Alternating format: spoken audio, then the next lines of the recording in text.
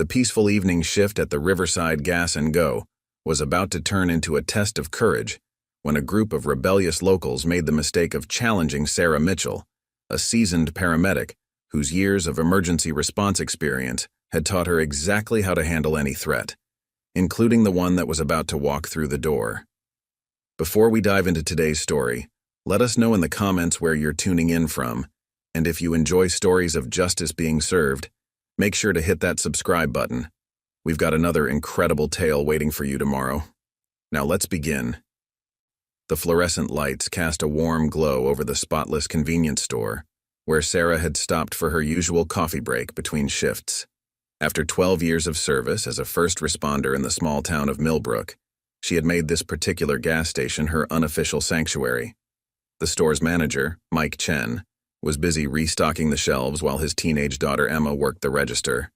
The familiar scent of freshly brewed coffee and warm pastries filled the air, mixing with the subtle hint of cleaning supplies from the recently mopped floors. Sarah sat at one of the small tables near the window, taking a moment to enjoy her coffee and blueberry muffin while watching the steady stream of customers coming and going. "The usual tonight, Sarah?"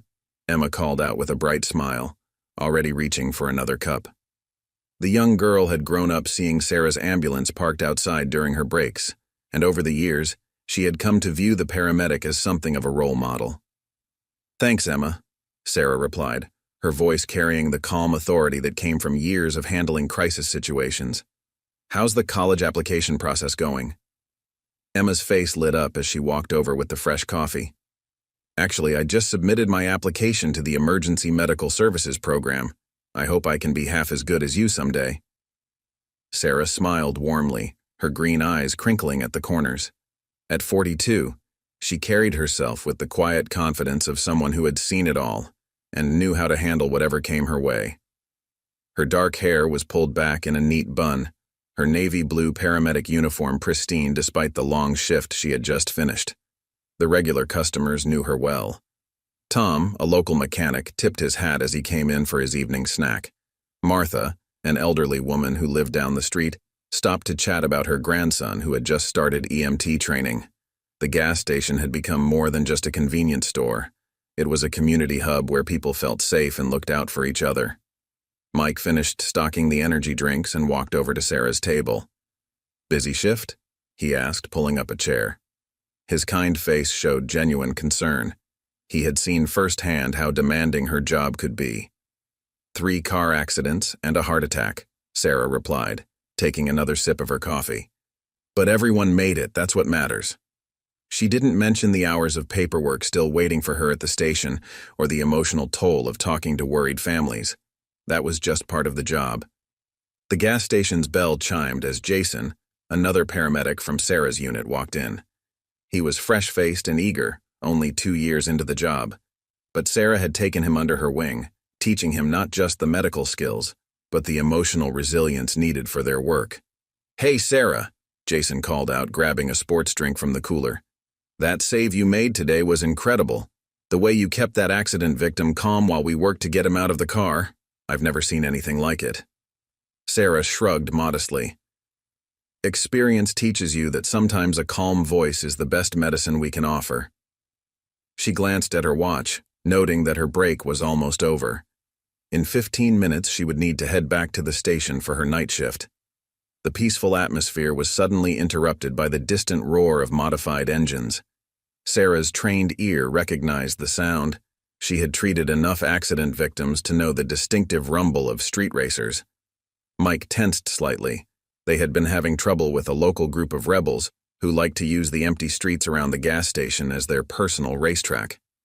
"Maybe they'll just pass by," Emma said hopefully, but Sarah could see the worry in the young girl's eyes. The rebels had been getting bolder lately, harassing customers and treating the store's parking lot like their personal hangout. Sarah stood up, straightening her uniform out of habit. Years of emergency response had taught her to trust her instincts, and right now, those instincts were telling her that trouble was heading their way. She moved closer to the counter, positioning herself where she could see both the door and Emma. The engines grew louder, and through the store's large windows, they could see several modified cars pulling into the parking lot, their neon underlights casting an eerie glow across the pavement. Sarah's expression remained neutral, but her body tensed slightly, ready for whatever might come through that door. The distant roar of modified engines grew closer, and suddenly, the peaceful evening at Riverside Gas Go erupted with the piercing screech of tires as 5 heavily customized cars pulled into the parking lot. The vehicles formed an intimidating line across the front of the store, their neon underlights pulsing in sync with the heavy bass thumping from their sound systems. These weren't ordinary street racers. This was the Shadow Runners, a notorious group of rebels known throughout Millbrook for their reckless driving and confrontational attitudes.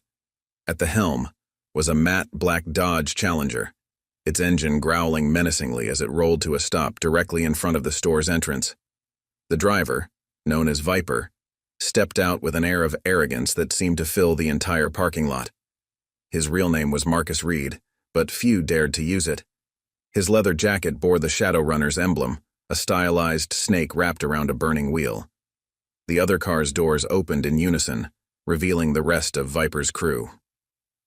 Ash, his right-hand woman, emerged from a modified Subaru WRX, her platinum blonde hair styled in a severe undercut. Ghost, a tall, lean figure known for his silent but threatening presence, exited a white BMW M3. The twins, Spike and Blade, practically identical with their matching buzz cuts and facial piercings, stepped out of their identical red Nissan 370Zs.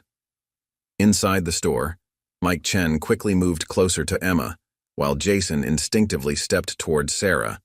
The other customers in the store, Tom the mechanic and Martha, drew back from the windows, all too familiar with the Shadowrunner's reputation. "Well, well," Viper announced as he pushed through the door, the bell's cheerful chime contrasting sharply with his menacing entrance. "Look what we've got here. Millbrook's finest first responder." His voice dripped with sarcasm as his eyes locked onto Sarah's uniform. Ash followed close behind, deliberately knocking over a display of chips as she passed. "Oops," she said with a smirk, making no move to clean up the mess. The twins snickered, spreading out across the store while Ghost lingered near the door, effectively blocking the exit. Sarah remained calm, her posture relaxed but alert. She'd dealt with their type before, both as a paramedic and as a member of this community. She'd seen the aftermath of their reckless behavior, the accidents, the injuries, the grieving families. "Evening," Sarah said evenly, her voice carrying the same professional tone she used to calm accident victims. "Can I help you with something?" Viper's smirk widened as he sauntered closer. "Actually, yeah.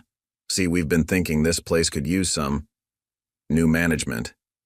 Old Mike here doesn't quite understand how to run a proper business." He turned to Mike, who stood protectively in front of Emma. "Isn't that right, Mike?" Mike's face reddened, but before he could respond, Sarah spoke up. "The store's running just fine. Why don't you make your purchases and move along?"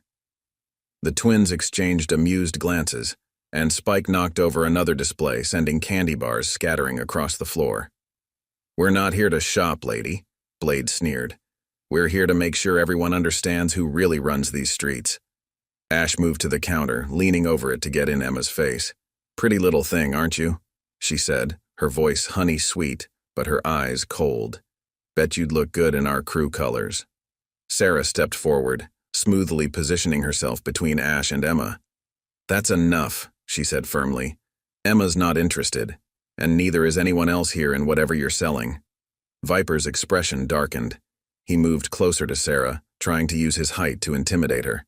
"You know, for someone who picks up our mess, you sure don't seem to know your place.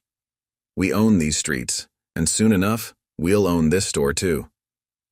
"The only thing you own," Sarah replied calmly, "is a record of reckless driving and poor decisions.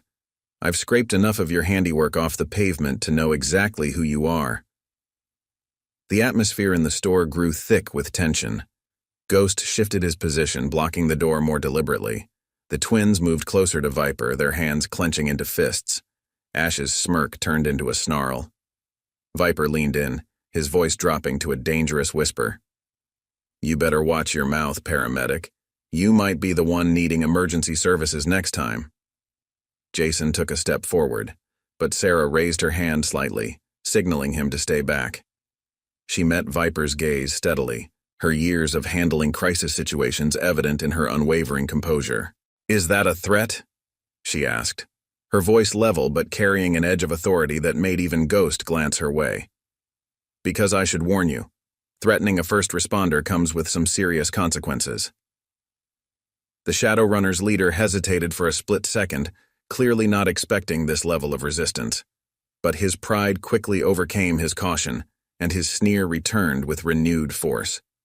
"We're just getting started," he growled, turning to his crew. "Let's show them exactly what we mean." The tension in Riverside Gas Go reached its breaking point as Viper signaled his crew to spread out. The Shadowrunners moved with practiced coordination, each taking strategic positions throughout the store. Spike and Blade flanked the aisles while Ghost remained a silent sentinel at the door. Ash circled behind the counter, her predatory gaze fixed on Emma, who pressed closer to her father. Sarah maintained her position, her professional demeanor masking the tactical assessment she was making of the situation. Years of emergency response had taught her to read people and situations quickly. Lives often depended on it. Right now, she could see the fear in Mike's eyes, the nervous energy radiating from Jason, and most importantly, the underlying uncertainty beneath Viper's bravado. "You know," Sarah said, her voice carrying the same calm authority she used when talking down panicked accident victims, "I've seen a lot of people like you over the years. Young, angry, thinking they're invincible.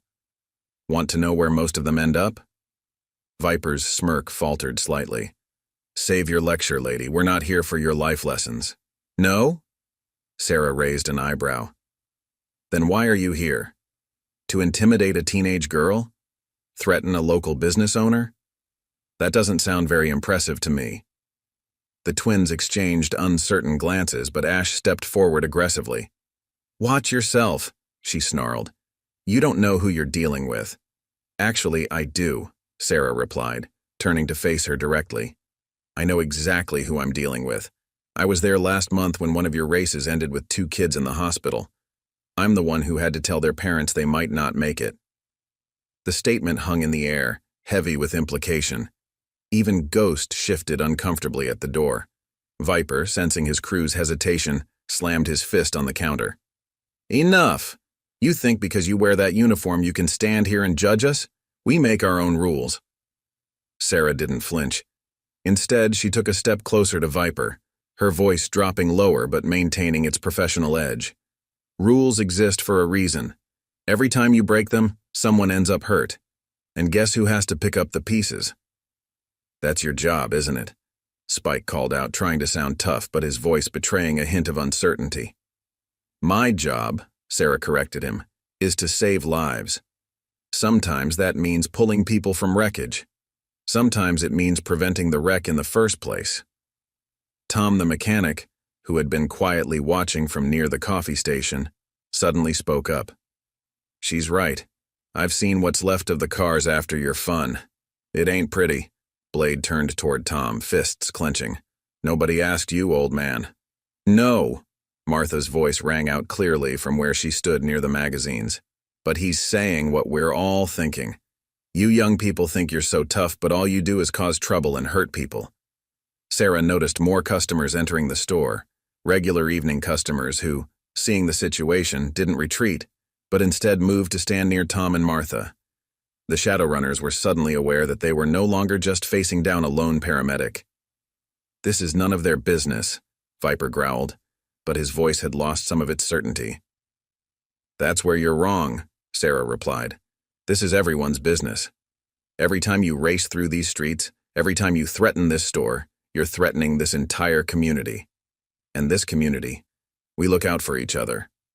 Jason moved to stand beside Sarah, his earlier nervousness replaced with determination. Mike straightened behind the counter, his hand protectively on Emma's shoulder, but his stance firmer now. "Last chance," Sarah said, her tone professional but unyielding. "You can leave now peacefully, or we can call the police and see how they feel about your threats against a first responder and a local business." Viper glanced around, suddenly aware that the power dynamic had shifted. His crew was no longer projecting intimidation, but instead looked increasingly unsure. The community members in the store had created a silent wall of solidarity, and even Ghost at the door seemed to be questioning his position. "This isn't over," Viper spat, but his threat sounded hollow even to his own ears. Sarah met his gaze steadily. "Actually, it is. Because next time you think about causing trouble here, remember, you're not just dealing with me. You're dealing with all of us." The Shadowrunners' leader looked around one last time, his jaw clenched in frustration. The united front before him was something he hadn't expected, and his usual tactics of intimidation had failed in the face of Sarah's calm authority and the community's solidarity. The atmosphere in Riverside Gas Go remained charged with tension, but something had fundamentally shifted. As Viper and his crew backed away from their initial aggressive stance, more community members began filtering into the store. Word had spread quickly through the small town's grapevine that the Shadowrunners were causing trouble at Mike's place. Dave Henderson, the local tow truck driver who had worked countless accidents with Sarah, walked in deliberately and positioned himself near the counter. Following close behind was Karen Martinez, an off-duty nurse who frequently coordinated with Sarah during emergencies. They were soon joined by Chris Wilson, a retired police officer who now ran the hardware store down the street. "Evening, Sarah," Chris said casually, though his experienced eyes never left the Shadowrunners. "Thought I'd stop by for some coffee. Seems like an interesting night." The arrival of these familiar faces wasn't lost on Viper and his crew. Ash's confident sneer faltered slightly as she recognized Karen, the nurse who had treated her younger brother after a street racing accident last summer. Ghost, still hovering near the door, shifted uncomfortably as Dave gave him a knowing look, having towed more than a few of the Shadowrunners' wrecked vehicles. Sarah acknowledged her colleagues with a slight nod, maintaining her calm but authoritative presence. "Just having a discussion about community safety," she said evenly. "Aren't we, Marcus?" The use of Viper's real name caught him off guard. His tough facade cracked momentarily, revealing the uncertainty beneath. The twins exchanged glances, their synchronized intimidation routine falling apart in the face of this unexpected unity. Mike Chen, emboldened by the growing support, spoke up from behind the counter. "You know, I've watched most of you grow up," he said, his voice firm but not unkind. "Marcus, I remember when you used to come in here with your mom after school. Ash, your father was one of my first regular customers when I opened this place." The mention of their past connections visibly affected the young rebels. Ash's aggressive stance softened slightly, while Spike and Blade looked away, unable to meet Mike's gaze. Karen stepped forward, her nurse's instincts for healing extending beyond the physical. "We're not your enemies," she said softly, "but we can't stand by and watch you destroy yourselves and put others at risk." "Nobody's asking for your concern," Viper snapped, but his voice lacked its earlier venom. "No," Sarah agreed, "but you're getting it anyway. That's what community means. We look out for each other, even when some of us forget they're part of that community." Jason, who had been quietly observing, suddenly spoke up. "You know, last week when we responded to that pileup on Mason Street, those kids were trying to copy your racing stunts. They nearly died trying to be like you." The weight of this revelation hung heavy in the air. Even Ghost, who had barely moved from his position by the door, seemed to flinch at the words. Tom the mechanic added his voice to the growing chorus of community concern. "I've fixed enough wrecked cars to know where this road leads. It ain't worth it, kids." Martha, still standing near the magazines, nodded in agreement. "We've buried too many young people in this town because of reckless decisions. Don't make us add your names to that list." The Shadowrunners were now surrounded not by threats or aggression, but by a wall of genuine concern and community solidarity. Their carefully constructed image of rebellious intimidation was crumbling in the face of this unexpected response. Emma, who had been quiet throughout the confrontation, suddenly spoke from behind the counter. "I used to think you were all so cool," she said, her voice trembling slightly but growing stronger. "But now I see you're just bullies who don't care who gets hurt."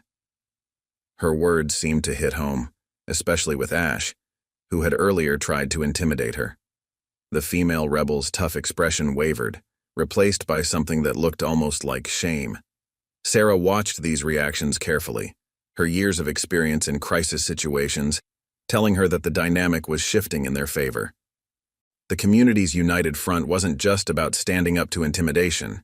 It was about showing these lost young people that they were still part of something bigger than their rebel crew. "You have a choice here," Sarah said, her voice carrying the weight of experience and genuine concern.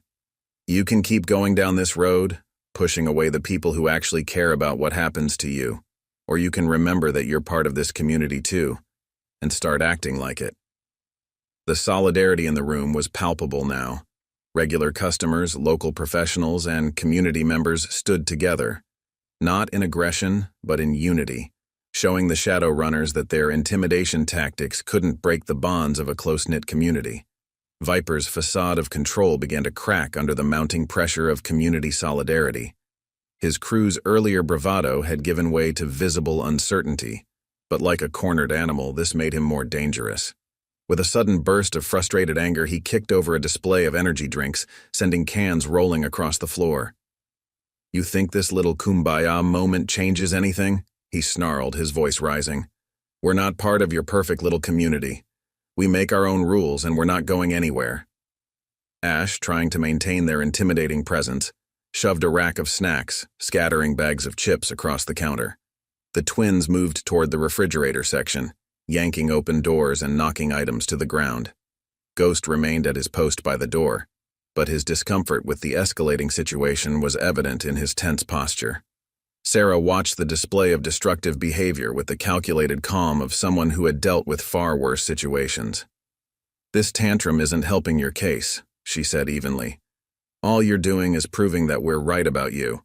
"Shut up!" Viper shouted, turning to face her with clenched fists. "You don't know anything about us. You stand there in your uniform thinking you're better than everyone else." Dave Henderson stepped forward, his large frame imposing but his voice steady. "Son, I've towed enough of your handiwork to know exactly who you are. You're scared kids playing a dangerous game." The twins moved to flank Viper, their synchronized intimidation routine back in full force. "We're not scared of anything," Spike growled, while Blade added, "especially not some old tow truck driver." Karen Martinez, still calm but firm, addressed Ash directly. "Remember Joey? Your brother? I was there when they brought him in after that race went wrong. I heard you crying in the waiting room, begging him to wake up." Ash's tough exterior cracked slightly at the mention of her brother. "That was different," she muttered, but her voice lacked conviction. "Was it?" Sarah asked quietly. "Because from where I stand, you're heading down the same path, and next time, it might not have a happy ending." Viper, sensing his crew's resolve weakening, lashed out again. He grabbed a coffee pot from the counter and hurled it against the wall, sending glass and hot coffee spraying across the floor. "Happy ending? You want a happy ending? How about we show you what we really do to people who don't respect us?" Chris Wilson, the retired police officer, moved closer to Sarah. "Think carefully about your next move, son. Threatening a first responder is a serious offense. You really want to add that to your record?" The Shadowrunner's leader was visibly struggling with his loss of control over the situation. His crew was no longer presenting a united front. Ghost had stepped away from the door. The twins were exchanging uncertain glances, and Ash was deliberately avoiding eye contact with Karen. "This is your store?" Viper turned to Mike, his voice dangerous. "Well, let's see how much business you do when it's trashed." He swept his arm across the counter, sending the register crashing to the floor. Emma screamed, and Mike moved to protect his daughter. But before anyone could react, Sarah stepped between them and Viper. Her stance was relaxed but ready, her voice carrying the authority of someone used to commanding crisis situations. "That's enough," she said firmly. "You've made your point. You can destroy property, threaten people, and act tough. But look around you, Marcus. Look at what you're really doing. Is this really who you want to be?" The use of his real name again seemed to hit Viper like a physical blow. His gaze darted around the store, taking in the destruction his crew had caused, the united front of community members, and the disappointed faces of people who had known him since childhood.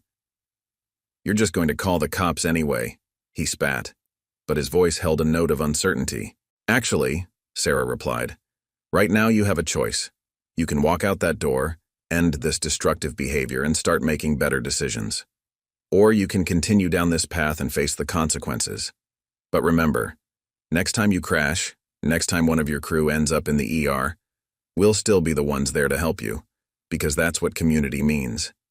The weight of her words hung in the air, accompanied by the drip of spilled coffee and the crunch of broken glass underfoot. The Shadowrunner's show of force had devolved into something that looked more like a child's tantrum, and even they seemed to realize it. The atmosphere in Riverside Gas Go crackled with tension as both sides regrouped. Sarah maintained her position between Viper and the counter, her stance relaxed but ready. Years of emergency response had taught her that these moments of apparent calm could be the most dangerous, when pride and desperation collided with devastating results. "Mike," she called out without taking her eyes off Viper. "Why don't you and Emma start cleaning up behind the counter? Dave, could you make sure that spilled coffee isn't creating a hazard?" Her calm delegation seemed to further unsettle the Shadowrunners. This wasn't how victims were supposed to act. They were supposed to cower, to beg, to give in, not organize and take control of the situation. Chris Wilson, drawing from his years of police experience, positioned himself near the store's security cameras.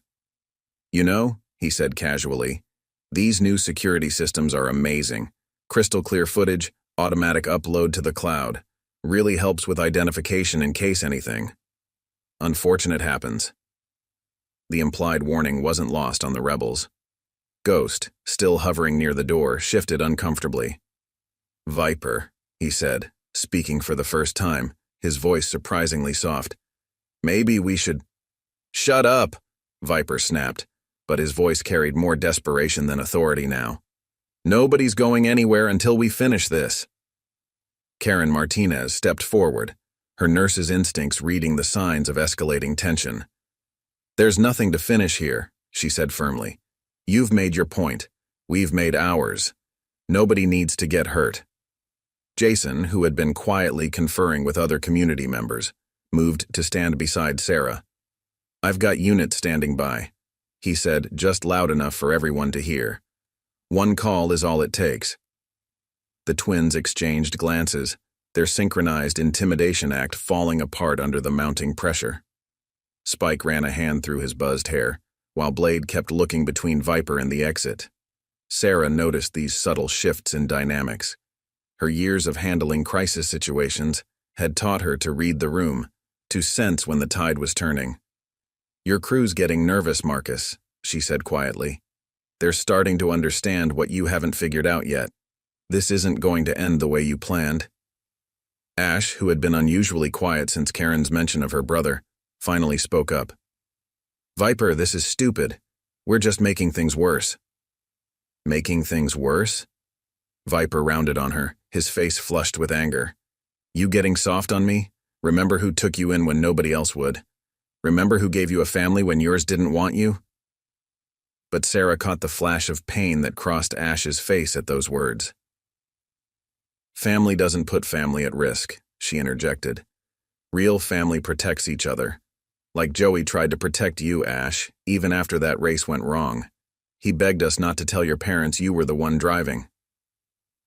The revelation hit the room like a thunderbolt.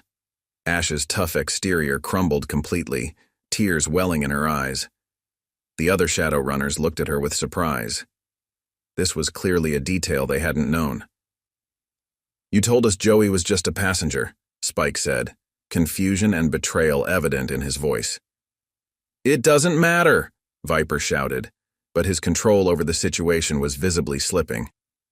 "None of that matters. What matters is showing these people they can't disrespect us." "Respect?" Sarah's voice cut through his rant. "Respect isn't taken by force. It's earned. And right now, the only thing you're earning is a reputation as someone who threatens teenagers and destroys other people's property." Tom the mechanic nodded in agreement. "I used to respect your father, Marcus. He was one of the best mechanics I ever knew. Wonder what he'd think of all this." The mention of his father seemed to hit Viper like a physical blow. His aggressive stance faltered, replaced by something more vulnerable, more human. For a moment, the angry rebel leader disappeared, and everyone could see the lost young man beneath. Sarah recognized this crucial moment of uncertainty, In her line of work, she'd learned that sometimes the biggest victories came not from confrontation, but from offering a way out that allowed people to save face. "It's not too late to change course," she said, her voice gentler now but still firm. "Nobody here wants to see you destroy your lives. But that's exactly what's going to happen if you keep going down this road." The Shadowrunners looked to their leader, waiting to see how he would respond. The power dynamics had shifted dramatically, and everyone in the store could feel it. The question now was whether Viper's pride would let him see the exit he was being offered, or if his desperation would drive him to escalate further. The mounting tension in Riverside Gas Go finally erupted as Viper, pushed to his breaking point, made a fatal error in judgment. With a sudden burst of frustrated rage, he lunged forward, grabbing Sarah's uniform collar. "I'm done playing nice," he snarled, his face inches from hers. The reaction was immediate and overwhelming. Before anyone could blink, Sarah had smoothly broken his grip using a technique perfected through years of handling violent patients. In one fluid motion, she stepped aside while controlling his momentum, causing him to stumble forward. "Bad decision," she said calmly, maintaining her professional demeanor, even as she positioned herself defensively.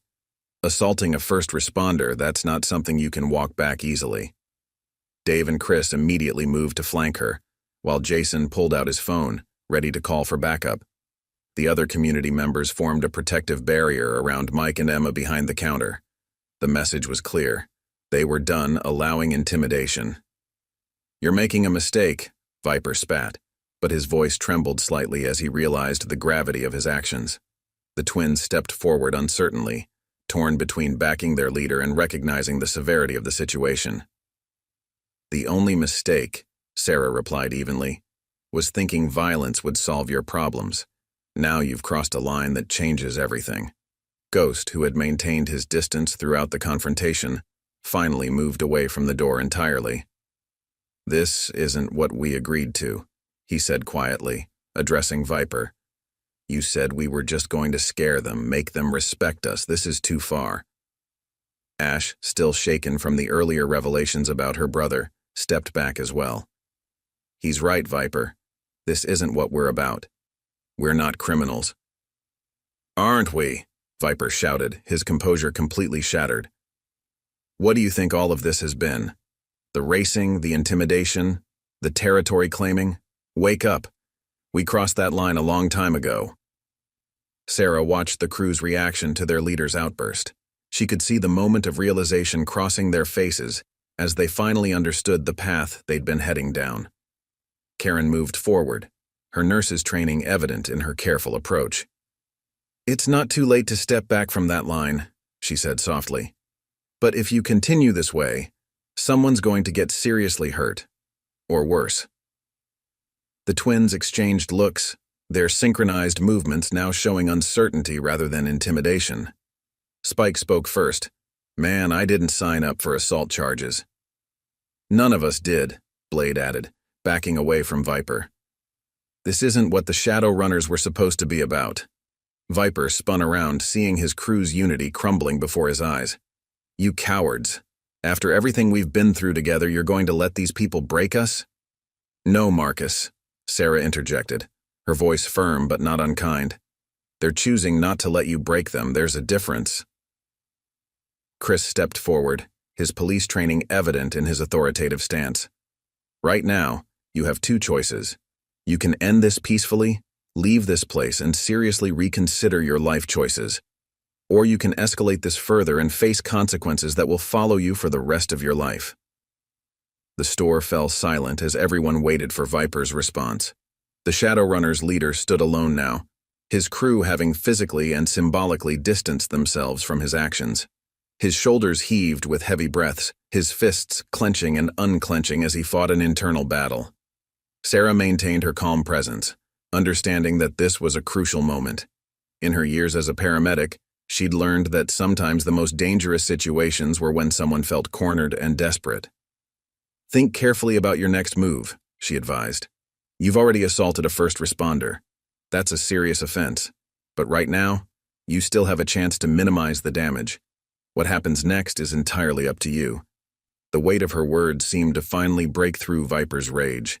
His shoulders slumped, the fight draining from his body as reality set in. He looked around at his scattered crew, at the united front of community members, at the destruction he'd caused in the store.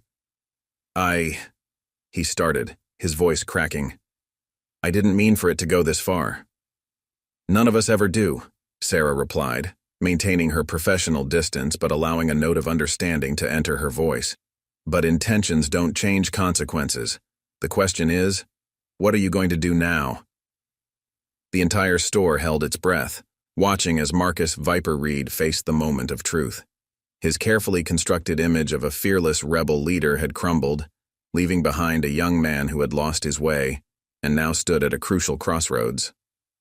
No, I should continue Part 8 as we need to reach 800 to 1,000 words. Let me continue. The Shadowrunners looked at their leader, waiting for his response. The moment hung in the balance.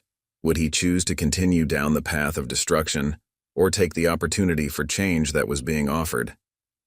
Dave Henderson cleared his throat, his deep voice carrying across the store. You know, Marcus, I've towed enough wrecked cars to last a lifetime.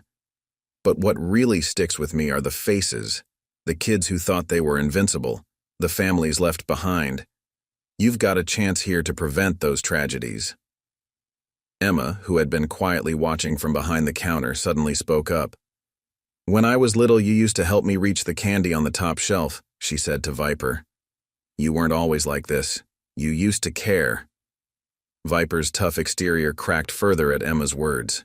The memory seemed to hit him harder than any physical blow could have. His eyes darted around the store, taking in the faces of people who had known him before he became Viper, when he was just Marcus Reed, a kid with dreams and potential. It's not that simple, he muttered, but his voice lacked conviction. We can't just change everything overnight. Nobody's asking for overnight, Sarah replied. Change takes time, but it has to start somewhere. Why not here? Why not now? The other Shadowrunners were watching their leader intently, their own transformations already beginning. Ash had moved completely away from the crew, standing closer to Karen. The twins had relaxed their threatening postures, looking more like the young men they really were. Ghost had fully abandoned his post at the door, joining the group with an air of cautious hope. Jason, who had been quietly observing, added his perspective. Every day on the job, Sarah and I see people at their worst moments, but we also see them at their turning points, moments when they choose to change their lives. This could be that moment for all of you. The weight of possibility hung in the air. The Shadowrunners were no longer a united front of intimidation, but rather a group of young people standing at a crucial crossroads. The community members around them weren't adversaries anymore, but potential allies in a journey toward redemption. Viper looked at his scattered crew, then back at Sarah. The paramedic's steady presence had become something of an anchor in the chaos of the moment. How? He asked simply, his voice barely above a whisper. How do we even start? It was the question that marked the true turning point, not a challenge or a threat, but a genuine request for guidance. The power shift was complete, transforming from confrontation to potential collaboration. Viper's question hung in the air as the atmosphere in Riverside Gas Go shifted from tense confrontation to tentative possibility. Sarah took a measured step forward, her paramedic's instincts telling her this was a crucial moment of transition. You start by taking responsibility, she said firmly. First, for the damage here tonight. Then, for the larger impact you've had on this community. Change isn't just about saying sorry, it's about making things right. Mike Chen moved from behind the counter, surveying the destruction around his store. The physical damage can be repaired, he said, his voice carrying both authority and compassion. But rebuilding trust? That takes time and consistent effort. The Shadowrunners looked around at the mess they'd created, overturned displays, scattered products, broken glass. The evidence of their destructive behavior was impossible to ignore. We'll pay for everything, Ash said quickly, reaching for her wallet. The twins nodded in agreement, both reaching into their pockets. It's not just about the money, Chris interjected, drawing from his years of police experience. It's about understanding why you ended up here and making sure it doesn't happen again. Karen stepped forward, placing a gentle hand on Ash's shoulder. Tomorrow morning I'm starting my shift at the hospital. Why don't you come with me? Visit your brother. Tell him about your decision to change. He's been worried about you. Tears welled up in Ash's eyes again as she nodded. Ghost, breaking his usual silence, spoke up. I know some kids at the youth center. They look up to us, try to copy what we do.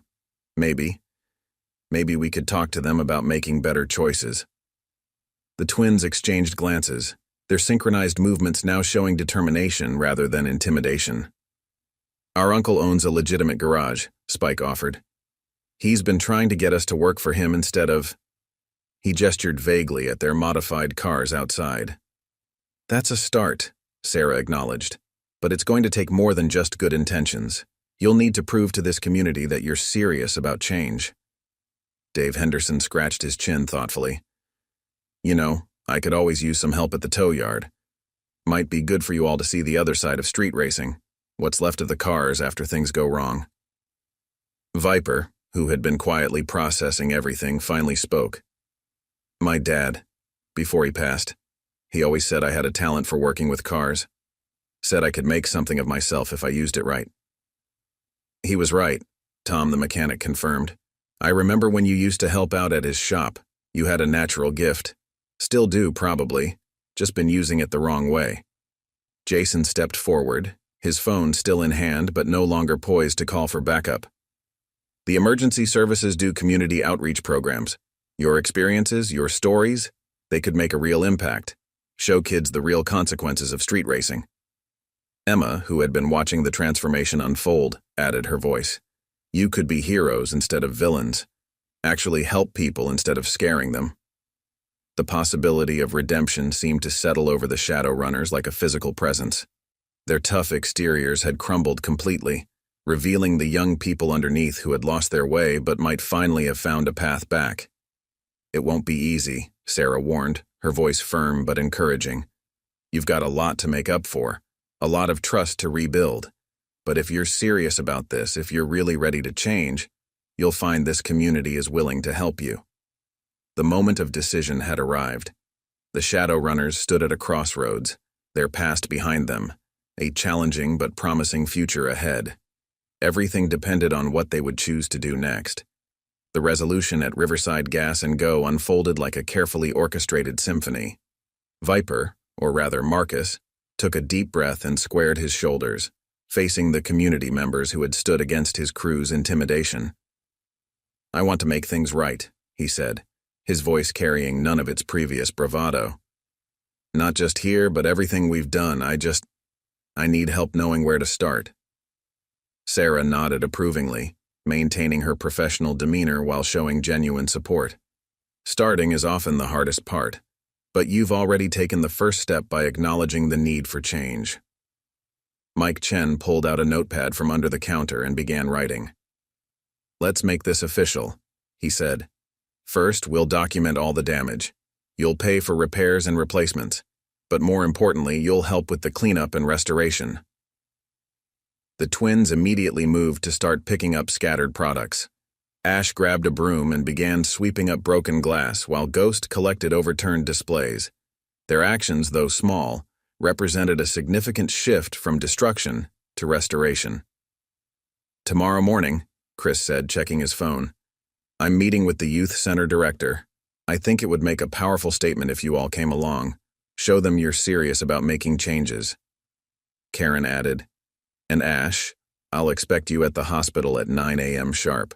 Joey's been asking about you, and I think seeing you choosing a better path will help his recovery. Dave Henderson scratched his chin thoughtfully. As for the rest of you, my tow yard could use some help. Might be good for you to see what happens to cars after racing goes wrong. Plus, your mechanical skills could be put to good use. The transformation in the store was remarkable. The same people who had entered as intimidating rebels were now working alongside community members to clean up their mess. The air of tension had been replaced by a sense of purpose and possibility. Tom the mechanic watched the scene with satisfaction. You know, Marcus, Your father would be proud to see you turning things around. He always said you had it in you to do great things." Sarah observed the activity, her paramedic's instincts telling her that this resolution, while promising, would need careful monitoring. "Remember," she said, addressing all the former Shadowrunners, "this is just the beginning. Real change takes time, commitment, and consistency." Jason nodded in agreement. "But you won't be doing it alone. This community is willing to support you, guide you, help you become the people you're meant to be." Emma, watching from behind the counter, smiled as she saw Marcus carefully replacing the snack displays he had earlier threatened to destroy. The transformation from intimidating gang leader to contrite community member was remarkable. "These kids who've been copying you," Sarah continued, "they need to see this change too. Your influence could save lives instead of endangering them." The night that had started with threats and intimidation was ending with hope and possibility. The Shadowrunners were no longer a menacing gang, but a group of young people finding their way back to the community they had once been part of. As the cleanup continued, plans were made, contacts exchanged, and commitments established. The path ahead would not be easy, but the foundation for change had been laid. The rebels who had arrived to assert their power through fear were leaving with something far more valuable, a chance at redemption and belonging. Sarah watched as the former gang members worked alongside community members, her professional demeanor masking her satisfaction at the peaceful resolution. This was why she had become a paramedic, not just to save lives in emergencies, but to help prevent tragedies before they happened. The Riverside Gas Go was returning to its normal state, but something fundamental had changed.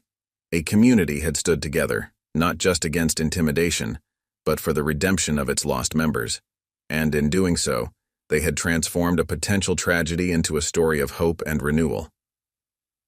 In the weeks that followed the confrontation at Riverside Gas Go, the transformation of the former Shadowrunners became a testament to the power of community and second chances. Sarah Mitchell, having just finished another long shift, pulled her ambulance into the gas station parking lot, taking notice of the significant changes that had occurred since that pivotal night.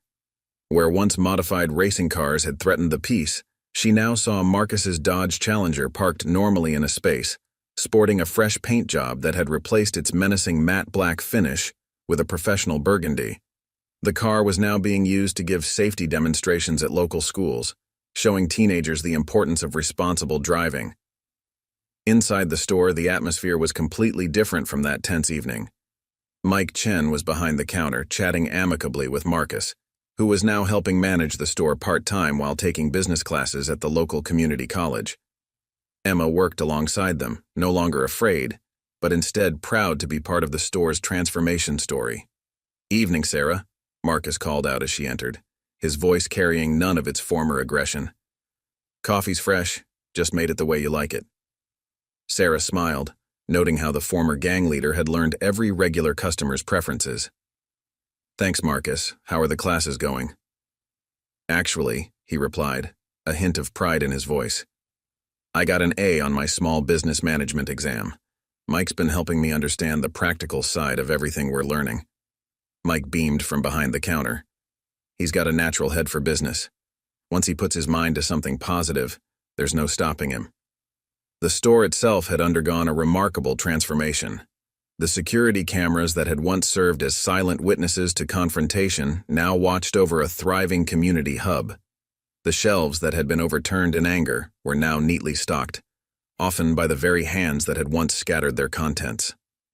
As Sarah sipped her coffee, Ash walked in, wearing scrubs from her new job as a hospital orderly. After that night, she had started volunteering at the hospital, inspired by Karen's influence and her brother's recovery. Now she was working toward becoming a certified nursing assistant. "You won't believe what happened today," Ash said excitedly to Sarah.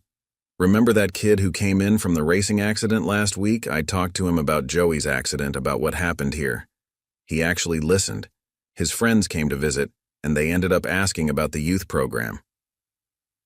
The youth program had become one of the most successful outcomes of that night's events. The former Shadowrunners had transformed their car enthusiasm into a positive force, teaching teenagers about automotive maintenance and safety rather than street racing. Ghost, who had once been their silent intimidator, had discovered a talent for connecting with troubled youth, his quiet nature making him especially effective at reaching those who distrusted authority. The twins, Spike and Blade, had taken their uncle up on his offer. They now worked at his legitimate garage, their synchronized movements put to better use in professional automotive repair. They'd even started an apprenticeship program, teaching local kids marketable skills while steering them away from street racing. Dave Henderson walked in, wiping grease from his hands. "You guys should see the presentation we've put together at the tow yard," he announced. "Marcus helped me set up a display showing what happens to cars in racing accidents. It's powerful stuff. Really makes the kids think twice." Chris Wilson, the retired police officer, had become a regular mentor to the former gang members, helping them navigate their transformation and using his connections to create opportunities for them to make amends. "The youth center director called today," he shared. "The number of reported street racing incidents has dropped 60% since you all started sharing your stories." Sarah watched these interactions with professional satisfaction. As a paramedic, she had seen too many lives destroyed by reckless decisions. Now she was witnessing the prevention of such tragedies, the transformation of potential disasters into stories of redemption. Karen Martinez, stopping by after her hospital shift, added her own update. "Joey's physical therapy is going amazingly well," she told Ash. "He says having you there, showing him how to turn things around, has given him extra motivation. You're making a real difference." The bell above the door chimed as Tom the mechanic entered, carrying a newspaper. "Have you seen this?" he asked, spreading it on the counter. The local paper had run a feature story about the transformation of the former Shadow Runners, highlighting their community service and mentoring work. "From street racing to saving lives. Local youth gang's remarkable transformation," the headline read. The article detailed how the former rebels had become instrumental in reducing street racing incidents and creating positive opportunities for local youth. Emma, who had once trembled at the sight of the Shadow Runners, now proudly showed visitors the article. "I'm writing about them for my college application essay," she announced, "about how people can change when a community believes in them." Jason, Sarah's fellow paramedic, had begun incorporating the former gang members into emergency services outreach programs. Their first-hand accounts of the dangers of street racing, combined with Jason's medical expertise, created powerful presentations that resonated with young audiences. As the evening progressed, more community members filtered through the store, each interaction highlighting the profound change that had occurred. The gas station had become more than just a convenience store. It was a symbol of transformation, a testament to the power of standing together against intimidation while offering a path to redemption. Martha, the elderly customer who had stood her ground that night, now brought homemade cookies to share. "Who would have thought," she said, watching Marcus help a young customer reach a high shelf, "that those angry young people would become such an important part of our community?" Sarah finished her coffee, reflecting on how much had changed since that confrontational night. The emergency calls for racing accidents had decreased significantly. Instead of cleaning up after tragedies, she was witnessing the prevention of them. The former Shadow Runners had become partners in promoting public safety, their street credibility adding weight to their warnings about the dangers of reckless driving. "You know," Marcus said quietly as Sarah prepared to leave, "I never properly thanked you. That night, you could have just called the police, had us arrested. Instead, you saw something in us worth saving." "I saw young people who had lost their way," Sarah replied professionally, but with warmth. "In my line of work, you learn to look past the immediate crisis to see the potential for healing." The Riverside Gas Go had become a model for community transformation.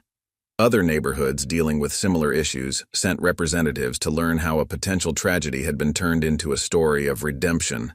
The former Shadow Runners shared their experiences, showing others that change was possible when a community stood together. As Sarah headed back to her ambulance, she saw a group of teenagers admiring Marcus's car. But instead of hearing talk about racing and speed, she heard him explaining the importance of proper maintenance and safe driving. The rebel leader who had once encouraged dangerous behavior was now actively preventing it. The night sky above Riverside Gas Go was clear and peaceful, much like the atmosphere that now prevailed in the store and the community it served. The transformation that had begun with a confrontation had blossomed into something remarkable, a testament to the power of standing firm against intimidation while offering a path to redemption. As Sarah pulled away in her ambulance, she smiled, knowing that sometimes the best emergency response wasn't just about saving lives in the moment, but about transforming situations so that fewer lives needed saving in the future.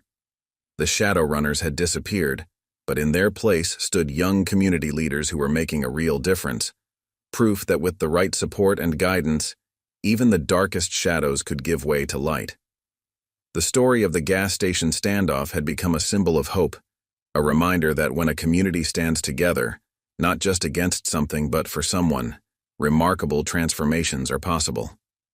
The night that could have ended in tragedy had instead become the beginning of a powerful story of redemption and renewal, echoing through the community as a testament to the power of unity, courage, and second chances.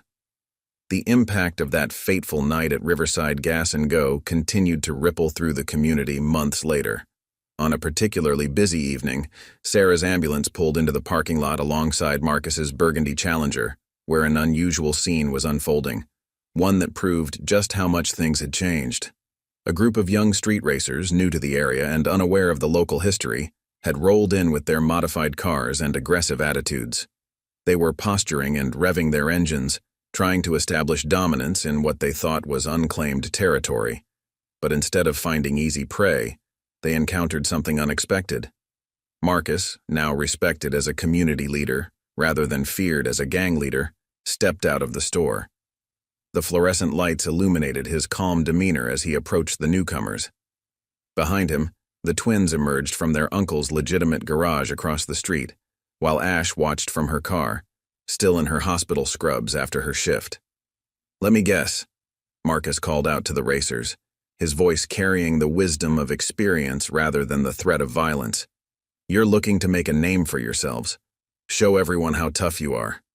The lead racer, a young man with a swagger reminiscent of Marcus's former self, stepped forward. "You got a problem with that, old man?"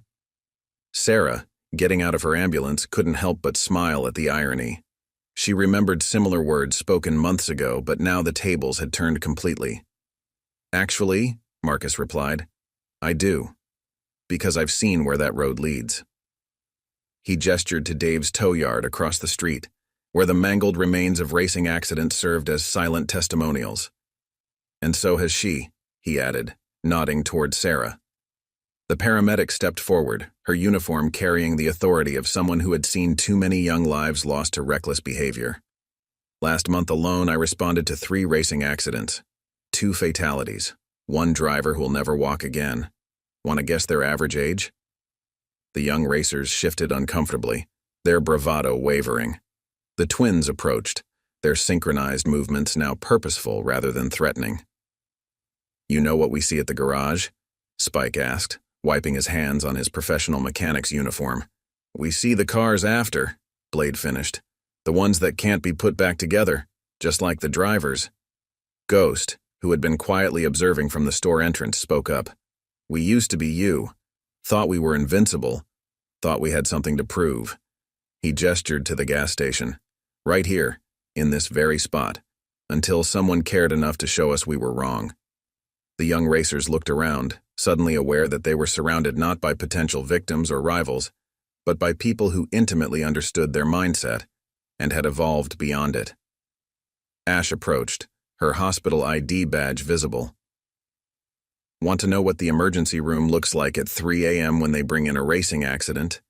Want to hear what it sounds like when parents get the call about their kids?"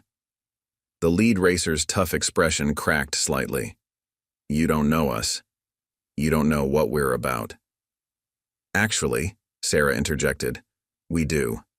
Better than you might think." She looked at Marcus. "Want to tell them your story, or should I tell them about the night everything changed?" Marcus stepped closer to the young racers, his presence now commanding respect through wisdom rather than fear. "How about instead of racing tonight, you come see what we do at the youth center? See how you can use your love of cars for something better than destruction? The transformation of potential conflict into opportunity for change was exactly what Sarah had hoped for when she'd taken a stand that night months ago. Up next, you've got 2 more standout stories right on your screen. If this one hit the mark, you won't want to pass these up, just click and check them out.